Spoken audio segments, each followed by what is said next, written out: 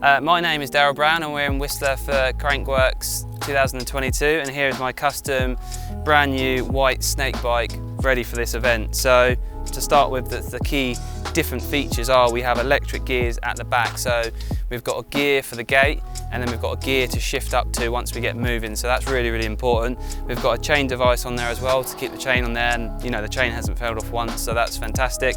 We've got a front brake to slow ourselves down with a cable obviously running through the stem. That's so we can still do bar spins. My main trick that I was doing on this jump behind me was a 360 bar spin, so I've got a lot of cable for that.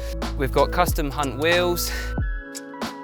We've got some Schwalbe tabletop tyres. We've got the white pivotal custom seat as well. 165 crank, so it's quite good for acceleration with some Pembrey pedals.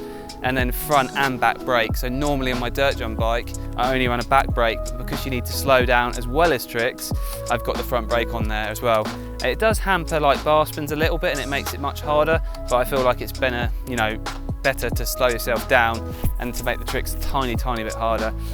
So yeah, I've got obviously the RockShox pike forks. I've lowered the pressures down a little bit for my speed and style setup, whereas on my dirt jump setup I have 150 psi.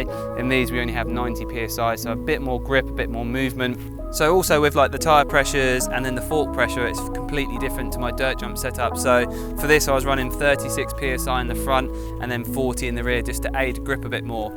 On my dirt jump bike I run like 55, 60 psi, so a lot harder and it carries more speed, but you need grip on all this sort of stuff. I had a turquoise colour before and this is the new sort of Arden blue colour, and everyone's been talking about how cool it looks and I'm super stoked on it. So yeah, that was my bike for Crankworx 2022 and I've had a really sick time. The bike's been fantastic and I'm stoked for more events moving forward.